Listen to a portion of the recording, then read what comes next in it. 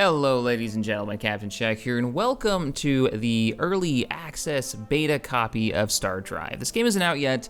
I got an early access copy from the devs. They said, hey, Shaq, come check it out. So I did enjoy StarDrive 1. They had some really interesting game mechanics in that game. There were some issues with it, but StarDrive 2, and I've got about 8 or so hours logged into this, they've learned a lot from their first title. And it shows in this one. This is it feels like a much more complete, solid experience already, and this is just the 0.9 beta. So let's get into what the game offers. Now, the StarDrive series is a 4X strategy game. That means the grand scale strategy game. You have the basic campaign mode, which is what you'd expect. You have your races to choose from. We'll be trying out the United Federations, who I've been playing as, but they're definitely different, unique races. But one thing that's cool about StarDrive, and the first one and this one, is you can actually kind of make your own race, or maybe a sub-faction of the race, the races that are already there. So let's see, we'll look at humans. Humans are industrious workers, so they get +1 to production for every worker they've got. They're smart, so they get better in research, but they've got a negative perk. They've got corrupt. Corruption and inefficiency mar collection efforts, resulting in a 25% penalty to tax revenues in the Empire. This allows them to have more traits, because you only have so many points to work with. So we'll click Customize, and you can see all the traits to choose from. The red ones are what are these, like the negatives? Or actually, they have the negative numbers. That's what it is. So that just means that we don't have enough points. So if we took out industry workers and we took out smart, everything starts to light up. But you can customize them. Like, you can take negatives, so slow breeders means that our colonies will grow really, really slowly. And it'll give us 4 points to choose other traits. So we could take assimilation, or simulators, which, what is this? Whenever this empire captures a planet, it will gain knowledge of one random unknown technology possessed by the former owner of the colony. That's really cool. There's actually a research that allows you to do this too, so I wonder if this stacks with that, meaning you could actually take 2 technologies every time you take a planet. That'd be great for a warlike race. You could kind of make the Borg with just a couple of traits where you're like, taking technology from other races. But anyway, there's a lot of cool stuff here, and they really do change how the game is played. We'll be playing as the bare bones basic humans, which I just kind of broke, didn't I? Can we? Oh boy. Oh no. All the custom races that you can choose between. And then you've got like the samurai bears. And in the campaign, let's just click continue. In the campaign, we'll do blue. You can have them set to randomized personalities. So let's say you get to know the races and you kind of know what to expect. I know the one bug race is always aggressive and wants to kill me and eat my corpse. And that's what they're constantly threatening me with. If that kind of gets old and you want a fresh game, you can hit randomized personalities, and it will change how the races behave. So they won't stay true to the original lore. It's kind of a cool addition. All right, let's go back here. I kind of broke my people. Agriculturally inclined. Yeah, that works. I think that's what I had on there. Lazy workers is an option. Slothful. Ha! Interesting. Very interesting. So let's go back real quick before we get into the campaign and I show the gameplay. They have a new option. They've got Battle Arena. And these are mini campaigns that are straight into the combat of the title. So, and you go from mission to mission. I was playing, what was it? I was playing this one. This is pretty fun, where they give you a certain amount of money, and then you buy your fleet, and then you just fight through the campaign. And I got to, I think, the second mission before I got totally stomped. I'm still getting the strategy down, but let's load up a map real quick.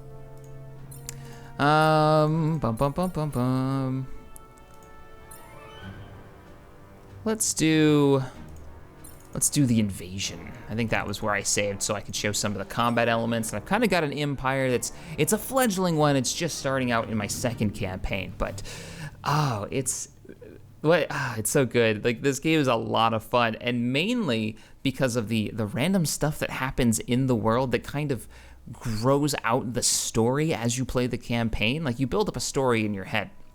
So here's the United Federation. This is actually a little bit earlier in my second playthrough.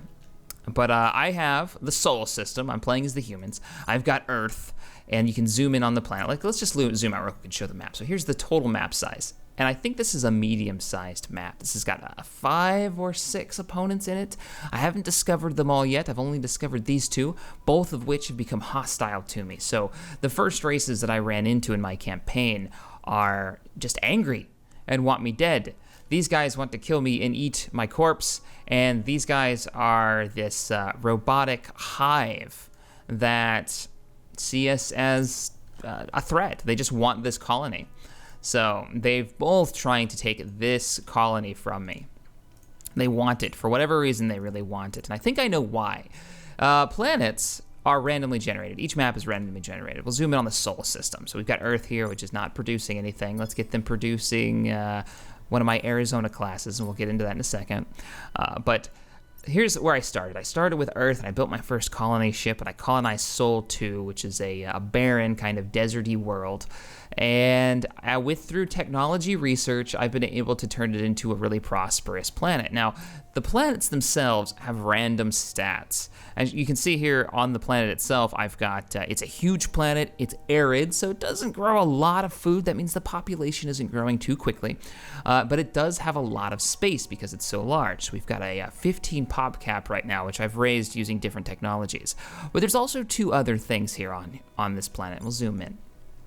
The planet came with ancient androids. Scans have revealed a cache of ancient androids locked away in a bunker on this planet. Who put them here and why? We couldn't say. But when I colonized it, I got 2 of these little robots that helped me grow this planet. This is the reason why it's so prosperous, because when I originally colonized it, I only had 1 person working the farms. But because it had the androids, I got 2. And it's cool, random little things like that give this game personality and start to flesh out your Empire story. 2 seconds into the game when I started playing, I had Earth here, and that was it. And I was building my first colony ship, and I noticed a little asteroid was floating past, a little comet was floating through the solar system, and it was happening in real time. This is a turn-based game, but it was floating through, and I could send a ship to explore it. And it turns out that the asteroid had some weird energies coming off it, and through that, my ships learned how to conserve energy better. It was just random stuff like that. It's very cool. Very, very cool. All right, so the reason that all these races, these 2 guys, they really, really want this planet, and they've sent over a couple invasion fleets, is because it has diamond rain. More or less, volcanoes are shooting diamonds out from underneath the planet's surface every once in a while, and it makes the planet very valuable in the way of galactic credits, or BCs. I'm not actually sure what BC stands for, but that's your income. So it's a pretty valuable planet. Now, right now, all my money is being funneled into the maintenance of the fleet, because the fleet is larger than my empire can sustain right now, because I went full war production. I built the mighty human fleet right here, and it's on the way to, really punch the Terrace hive right in the face. Now, here's one of the things that I absolutely love, and we'll start this fight. The enemy has a single ship in orbit. I just recently beat them in a fleet fight, so their only ship in orbit defending this outpost of theirs. Not that powerful, but we'll go ahead and we'll start the invasion. Inside this fleet, I have the Arizona, the NX-03 Arizona class. I, of course, named this, and then the Rocket Attack Fighter, another ship that I've custom designed, and 2 troop transports, which are bringing troops from Earth to here. Now, let's start the invasion. So first, we got to have the space fight, because you see the little space station there. There's a space station floating above the planet's surface, and there is a ship defending it. So we're going to hit spacebar. Now, in the original StarDrive, the game was real-time. Even with a map this scale, it was real-time, which is cool, but also made it really difficult to kind of sit back and figure out what you want to do, and it caused some issues. So in StarDrive 2, it seems like they took a more traditional approach to turn-based, but you can hold down spacebar, and time passes. It'll just naturally go through the turns. So my ship has come out of hyperspace or warp or whatever they have in this, and we're going to jump into the fight. Now, where this game shines, I think, is through the story elements where you start building your own narrative and the way technology is researched. And the combat is really, really solid. Because at the beginning of this war, and we'll begin the fight, my NX classes, we're going to move you guys forward. At the beginning of this war, I had an okay fleet. I had the NX-01s. They are my very first version. They had laser turrets, and I started fighting this Hive race. The Hive race decided they were going to use nothing but missile launchers. Apparently these ships don't actually have any of those missile launchers, so we'll send in our fighter, see if the ship has any missiles. But they would throw, it seemed like hundreds of long-ranged, high-impact missiles. Heavy damaging missiles at me, and I was not prepared for this. I had armor, I had medium-range laser cannons, I had minimal point defenses. I had a couple of flares installed on my ships. Like, these are the missiles I'm talking about, but think of it as like fields of missiles that they would send in. I probably shouldn't send him in first. Nope, he just died. That's why I designed the NX-03 Arizona class, and it took me a while to figure this out, and it took quite a few battles, and I lost a lot of ships, but it reminded me, like, if you've ever read the lore for Halo, where the Covenant really outmatched the humans, and that was through the whole beginning of the war, but eventually the human race started figuring out ways to defeat them, and the NX Arizona class was the first ship of the line that I created, and I'm really proud of this. Like, this took me a lot of figuring out that could do it, that could handle it. Because as you can see, all these point defense lasers and the shield technology that I put money into, we're gonna go ahead and bring this guy to starboard, or to port, so his right shields will start defending him. Oh, actually no, those are left shields. I just turned him the wrong way. Hurry, hard to starboard. Get your shield side on there. So these guys are really close range, but they have the capability of taking out massive amounts of incoming missiles, giving us the tactical advantage in the fleet fights. And then when I finally researched, and because of the war, I knew I needed more defenses. I wanted energy defenses because the armor wasn't doing it against the missiles. I put my whole empire into designing a ship that would save it. And I got to the point where I had no fleets, I was dying, Earth was being engaged, and the first two NX classes came off the line right when the enemy fleet reached Earth. It was really like this climactic storyline of human survival in my head, in the game, and you have this narrative going in your head where, oh my god, we're not gonna make it, and these two ships, and I wish I could just individually name them, like have the class name and have the names would have like the Enterprise and something else, but they came off the line, and those two ships were able to stop the enemy invasion of Earth before it was too late. It was really the perfect timing for them and this new design to take hold. All right, there we go. And that's one of the strengths of the game, is designing the ships. So we've taken out the enemy in orbit, now I'll be able to actually land troops. But yeah, it's designing the ships for for your needs, right? So they were using lots of missiles. I came up with a way of stopping them. So what we're gonna do is we're gonna go under the ship management. We're gonna go under the shipyard. Here's my current human fleet. And figuring out what will work against your enemy. Now, I could have fought against an enemy that was using heavy energy weapons, and I could have used, I didn't actually do the research because I'm not fighting people with energy weapons right now. I could have gotten defenses that were good against energy weapons. So you could make ships for your needs, and it will affect how you want to do your research. So all right, let's get into actually customizing a ship. So I've only got 3 ship class hulls right now. I've got like a light corvette, which is kind of looks like an F-22 or maybe like a real slick F-16. We've got this frigate that they give you some basic starting outfits. Like you can look at the different weapon setups. We'll go straight to the Arizona class, and I'll show you guys what I did here and what you can do in this title that's so cool. So this is the subsystem page for the Arizona class. This is the ship that I designed to take out enemy missile boats that they brought in. Now the way that it does this is it's armed with Vulcan cannons. These are these suckers right here, rapid firing weapons that are able to put lots of rounds down range. The negative side effect of this is it uses up a lot of ammunition. So all these little boxes that you see right here, these yellow and black boxes that are kind of intermittently dispersed throughout the ship, are ammo crates. Now these took the place of armor plating that I used to have on here. She's also armed with lots of laser cannons. So because I had to remove pretty much 90% of the armor of the original NX-1 and NX-2 designs that I made, I had to figure out a way to defend this ship. Okay, my armor's gone, I don't have the space for it, I need anti-missile support. What am I gonna do when those few missiles actually get through my firing line? Well, I took the time with my empire to research Class 1 shields. and these have saved my butt. They're very high energy, so I took the time to research fusion power, and I'll show you the research tree in a second. Fusion power, very expensive, but it creates more energy for a smaller area of space. Like, we'll remove those, and you can see these little empty squares. That's the area that you have to build stuff. Let's take, actually, let's delete this. We're not going to use this class. Let's do a new setup. So we'll just go to this. So here's a traditional design. This is something like what I had originally. All right, this is the Stewart class that they give you automatically in the game. It's got a couple artillery rounds, got lots of armor, it has a long-range rocket. Interesting designs, kind of similar to what I was using, but it just wouldn't work against the missile frigates. Then I came up with this idea.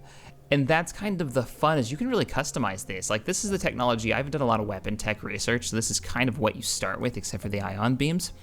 But, there's a lot of weapons, and there's a lot of weapons I could have gone into, and I'll show you the research in a second. But here's what's also cool. So, not only do I have these Vulcan cannons, we'll go to Vulcan cannons, but I can customize the individual cannons. There's check marks in the bottom here. Now, I can overload the Vulcan cannon, which this installation of a specialized overload capacitor increases the effectiveness, so it makes it do more damage, right? But now it costs more to produce, and it weighs more. Now it weighs 10 tons. Doing turn that on and off, you can see the difference.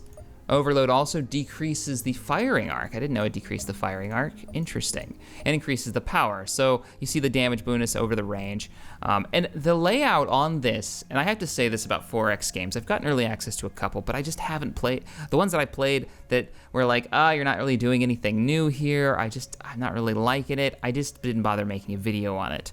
But this one, everything is laid out so nicely that I can just at a glance see what's going on. So we can turn on rapid fire. Now I'm doing 0.4 a second fire rates. You can increase the arc of how far the turret will turn, like how far that turns now compared to the normal arc. Extend arc. So it's 135 versus 45. That's a pretty big difference. That actually might be worth doing on the Arizona class as an upgrade. And you can do that with a lot of these. Some, even like the laser cannons, have point defense, which you see I have all over the place. These are like the little tiny ones you'd put on a fighter class or frigate class. Then you have the spiral, only shoots forward, but maybe you want to make a gunship that's like they're all over the place. This is showing the arc of the weapons are already installed, of course. But you could have like all these gun turrets facing forward if you use the spirals. Small turrets don't take as much space up, and then the dual turrets, which take up a nice big old block. But of course, they fire faster, do more damage. So defenses are the same thing. You've got upgrades, ablative, reactive, where it'll take you can have them focused on energy weapons or maybe explosive weapons on what the resistance are, and then your subsystems. Which the one big subsystem that I've researched is fusion power, and then the astrometrics lab, which are huge science labs. If you're a fan of Star Trek, you're like, oh, I know what that is. And you're pretty much right. The astrometrics labs are a really cool concept, and I will show you another design. The NX2, before the war started, I haven't designed it yet in this save. Well, the NX2 that I built before I built this one, I may have actually just recently deleted it, was a science ship. And the idea was that if you have these astrometrics labs on your ship, they act like little laboratories that will help your entire empire research. They take a big block, they take up some power, but they increase the scan range of the ship itself, and they make the ship more accurate for combat. They also allow your empire to research stuff faster. So now you're probably thinking, if you're a Star Trek fan, that sounds like the Star Trek Federation, right? You've got the Galaxy class with all its laboratories doing research, scientific research. So you could focus even your combat fleet on research as well. It's a neat concept. Now, they took a lot of inspiration from classic sci-fi. So let's go into the research tree. And I love it. As a big sci-fi buff, I love this concept. We'll go under warp field technology. Now, the way technology seems to work when you do your research is you get your level 1 research at the start, and you pick one thing to research. You only get to pick one thing. And then once that research is done, it unlocks the next tier, and you get to pick one thing. So I had to choose between solar armor, ion beams, or particle colliders. The next one I chose fusion power. The next one I'll probably take advanced warp theory, and so on and so forth. So it makes the empires get different technologies as they go through the campaign. So at the very end, you'll find yourself with very different technology than your neighbor, possibly. You also get experimental research. This is research that is random and is unique to your specific race. Now, I haven't really messed around with this yet, but I'm looking forward to it. And there's a lot of that in this game where you want to play again because you can do things so differently. I've already restarted twice because I was like, wow, what happens if I did this? What happens if I took that technology? But here's the best part, I think, of the research tree. As you go down the line, you'll start as a Star Trek fan, as a Battlestar fan, as a Halo fan. You'll start to recognize a lot of the research. Advanced warp theory makes your ships move a little faster. Sounds kind of like a Star Trek thing. Let's see. Disruptor cannons, particle capacitors. Disruptor cannons, are we talking, what is this? This is a long-range weapon. Starting to sound like maybe something from Star Trek. You've got, we'll go down farther so you guys will know what I'm talking. Stargates. Look at the icon. It creates once a Stargate is built on a planet, that planet enters the Stargate network. Planets in the Stargate network may share food without the use of freighters. Citizens may travel between planets that have Stargates instantaneously. And look at the icon. How awesome is that? You can have a Stargate network. Alteran's gonna freak. Transporter devices. Actually, I haven't tried that one yet. Very neat. Oh, you can transport ammo. Ammo is a thing in this, by the way. Supply lines actually matter, and you have fuel when you leave your empire. And we'll look into that in just a second. There's a lot to this. This is probably going to be a very long spotlight. Let's go to phasers. Yeah. I don't know if they look like the phasers from Star Trek, but I really hope they do. Transphasic warp. That sounds like something from Star Trek. Antimatter cannons. They have photon torpedoes under one of these. Like, here we go. I think this one's the one that has it. The Galactic Republic, if you want to do social economics, which is what this tree is. Biochemistry, if you want to focus on different types of bombs you can use against people, how you grow your food, how your colony is managed. Like, there's some really cool stuff here. Really, really cool stuff. I think like orbital construction gets your bigger ships, your battle stations, better armor, heavy weapons. There's rail guns that you can focus on using. And it looks like they balanced the weapons and the technology so they don't become useless right away. Like the original, to use an example here, let me show you guys back into the shipyard. The original subsystem for power, the nuclear power plant, is extremely cheap versus the fusion power. So say I'm really poor right now. I don't have a lot of production. I need to produce ships right now cheaply. Well, I'm going to use the nuclear power plants. I can still do that. And there's still a point. Even late game, there's still a point. So that's cool. And the same thing for the weapons. There's a balance to most of them, I think. I'll know more as I play more, so once this game officially comes out, I'll do a review of it after I finished a couple of campaigns and get a full sense of the game. But this is just my first impressions after about 8 hours of playing. All right, so let's get into some more combat. You saw space combat, little tiny space combat. I've had some much larger fleets. Let's go ahead and invade this planet. Oh, they've only got one unit here? All right, well, we'll begin the fight.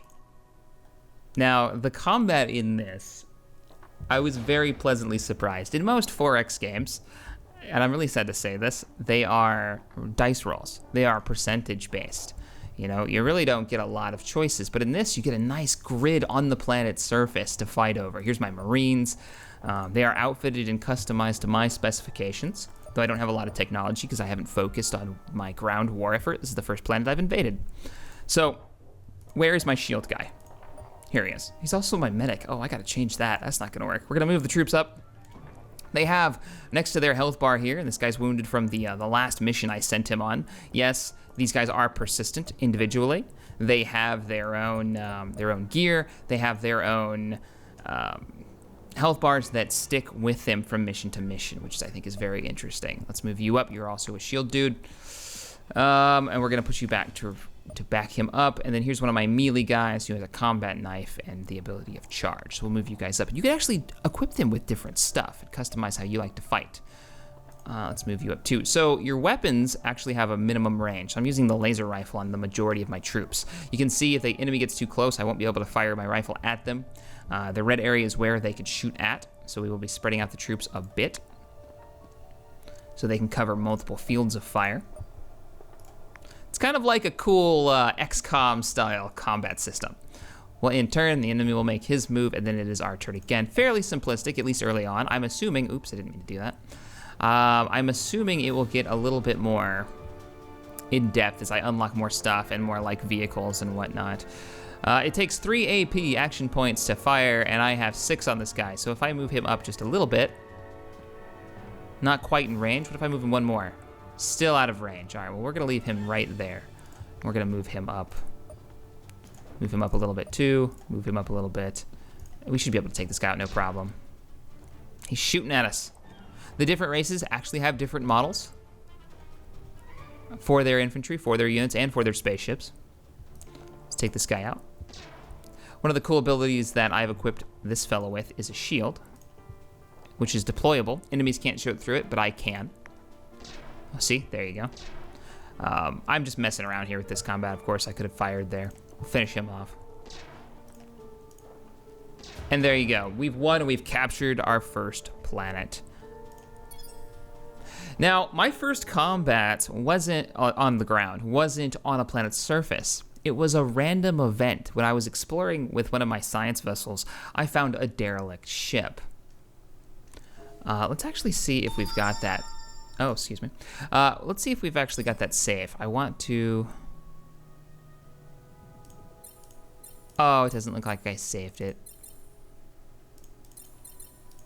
Do combat. It was a derelict ship, and I was thinking, okay, you know, it says bring over some Marines. It's probably going to be this instant resolution where I capture the ship or I get some technology or something. But what would happen was it was like out here, this old abandoned ship that didn't look like any of the other races. And I got there and it said, you need Marines. So I loaded up some Marines from Earth and I brought them over, and it started that style combat, but aboard the cruiser. And it was infested with like these crazy looking bug things. It was very cool. Yeah. Oh, look at that. We've actually got some random thing out here. Well, let's see what's going on. We'll send the fleet. This is what it looks like when you have a random object. A hostile fleet has been spotted in your system. Oh, really? Is it this? No, that's an anomaly. The mysterious asteroid. It's events like this. So we found an asteroid. Floating alone in deep space, this mysterious asteroid appears quite clearly to have been artificially created. By whom and for what purpose remains a total mystery. We could study it if we wanted to dedicate... Okay, so it's an event where I could dedicate my research teams, my scientists that are on my planet. We're going to leave it alone for now. And I will show you guys how that works right now. I could dedicate all my scientists, and these are on multiple planets, to research that asteroid. And I remember doing this in this campaign. This is the one that I actually failed miserably and had to start over. But for that asteroid, it turned out that it was made of some like organic compound.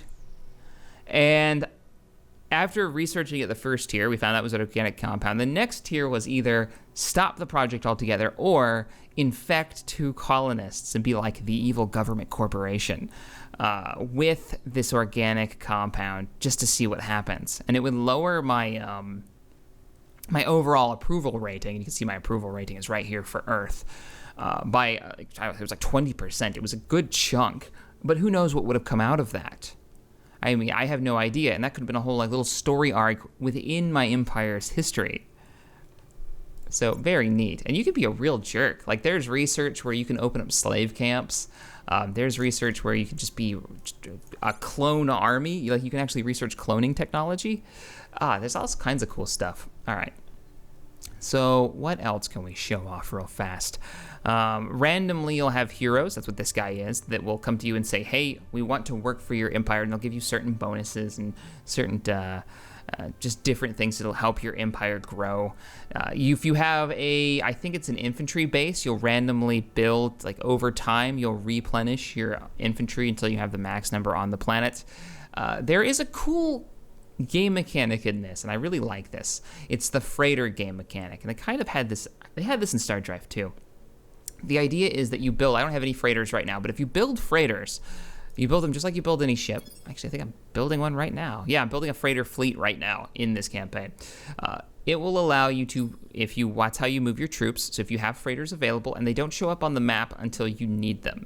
So if you launch these guys, it'll use up one of your freighters that you currently have built, and then you'll be able to command them around. But you can also we go under the Empire Management screen, you can use your freighters to haul colonists from your populated planets to your less populated ones. And this is incredibly effective for those planets where it's a very desert planet and it's very hard to grow food. I can move people to those. Or say it's a lava planet. This happened in the campaign we saw earlier. I don't think I have one in this particular campaign. This is an ice planet, but we'll just use that as an example. So say this was a lava planet. It's not going to be able to grow food, right? So I need to get a, let's see if I have it, an aeroponics farm up and operational. This allows you to grow without having land to grow on. You pretty much grow it in a vapor. You grow your food in a vapor. So, but to build it, I'm gonna need people there to build it. And I'm only gonna have one if I just colonize it. So I can use my freighters to haul people from Earth, which may be having a problem with overpopulation, which is a big negative. I think I actually have that hitting here. Yeah, it's overcrowding right now. If I move some of the people off here to, say, that lava planet, it would help them build their structures faster, and I'll be able to grow my colonies quicker. So it's this cool balance of empire management where you can actually move around your colonists. At the same time, if, say, you've got a planet that just can't grow food at all, the freighters will automatically take food from your planet that's producing lots, like overproducing food. It'll actually take food for you and move it around, and you'll see them doing it automatically, moving around food that needs to be brought in from other planets.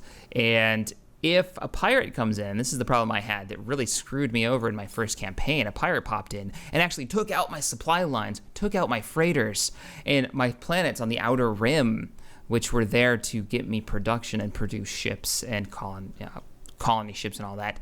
They started to starve. So my outer colonies were starving, my inner colonies were attacked by pirates, and then I had 2 wars going on. It was really bad. But bad in a great way. Like, if there were lots of decisions I could have made to fix that. And the more I play, the more I want to start over because I can do it better and I can make different choices. So, the game right now, as 4X games go, like in the beta state, it is the most fun I've had in a 4X game since the late 90s, I think. Truly. So, anyways, guys, that is my first impressions of StarDrive 2. I'm just trying to think if there's anything else I wanted to go over because the game has so much going for it. Let's push the turns. Let's actually tell our fleet to come back, and we'll let the turns go by and just see if some random stuff happens. We've had our freighters complete. We have a freighter fleet of 2. Here's how the diplomacy aspect works. One of the empires that I am aware of, these guys absolutely hate us. Hello again. We have a wonderful proposal for you today. This proposal is that you must pay us some money on a regular basis. In exchange, we do not kill and eat you. Good deal for all, yes? Yeah, they really love this. If I had one complaint, I'd like to see more text messages of more variety from the different races, because he said this to me, I don't know, dozens and dozens of times. This race they're so weird. They're super hostile. At the same time, they want to trade with you because they love stuff. They love gold. They want shiny stuff all the time. So it's this weird mix of wanting to trade with you and wanting to kill and eat you. If you can stay on their good side, you'll probably make some really good trade money. If you can't, you're going to spend most of your time mired in a war with them if they're one of your neighbors. So let's hold spacebar, and I'll show you how the time passes. I can give orders. Come on out here. Uh-oh. We've got an enemy fleet spotted, probably pirates. Yeah, it's pirates. So we'll show a little bit more combat. Human fleet, engage. We'll cut them off before they can get to the freighters. The more freighters you have, I don't know if it's just my bad luck, but it seems like every time I have a good amount of freighters, the pirates start paying attention to me more. We will fight the pirates. And they've told me that there's a pirate base out there somewhere, so I've got this, like, a pseudo quest to go find and destroy the base. And random quests will pop up, too. I had one... I have no idea what class of ship this is. This is my hammer class. I think this is, if I remember correctly, let's go broadside and order them to fire. I think these guys have artillery cannons strapped to the sides. Yes, they do. That's why I called them the hammer class, because they've got long-range, high-impact missiles, which are too many for their point defenses. It's got some, I think those are like E-impulse cannons, and then artillery cannons aboard this build. The ships actually level up too, so you can see this guy's got a couple of veteranry rewards. You get one for like defending planets, you get medals for defeating ships in combat, and just general leveling up. I don't have shield systems on this. These guys are really heavily armored though, and the ships actually get impact damage as they take hits. They get scorch marks, and little pieces fly off. So it's pretty good for a small development team. Take them down! Eliminate the hostiles. Nicely done. They'll all get experience for this and get a little bit better. And the more they level up, the more accurate they get with their weapons, which means a lot if you're using artillery. The Normandy class. I mean, yeah, I've gone to town with naming these ships. I think that's my scout vessels. I'm looking forward to unlocking the super caps, the capital ship, the battleships.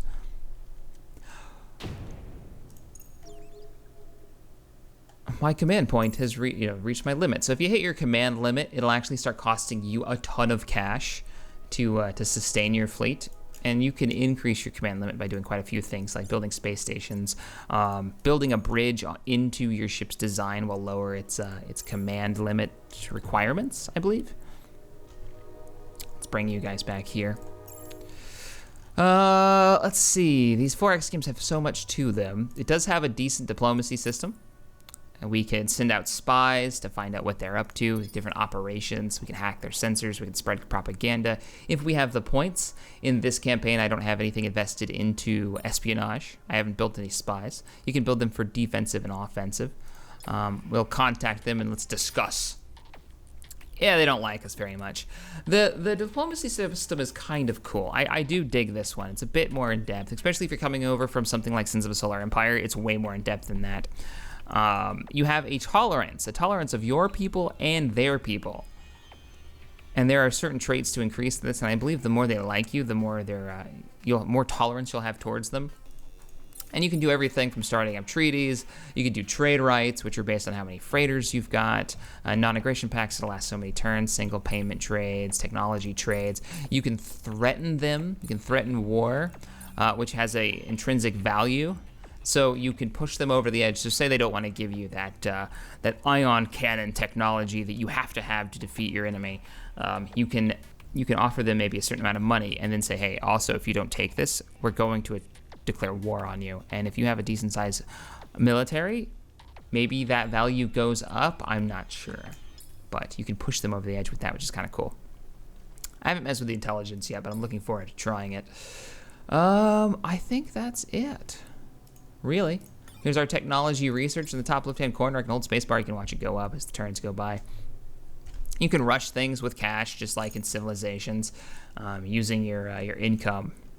And you get nice drop-down menus. Everything has tooltips to tell you what they do. So we can just look at the Normandy class here. We can even right-click it and see what its specs are. This is the Stuart class. This is one of the basic classes that they've got. What did I turn the Normandy into? Like, what do you even do? I don't remember. Oh, yeah, no, that's the Stuart class again. All right, guys, well, that is StarDrive 2. I really enjoy it. I'm really looking forward to this to come out. It's still in beta, so it's only gonna get better. I highly recommend it once it does come out, and I will do a full review on it, so if you wanna wait until the review comes out, I'll try to get it out the second I have the 1.0 release. All right, if you enjoyed this video, hit that thumbs up button, subscribe to the channel for more sci-fi gaming goodness. Let me know if you guys want a campaign, maybe a Let's Play of this after I finish maybe the Homeworld one. Let me know in the comments below. As always, thanks for watching, and I will see you next time.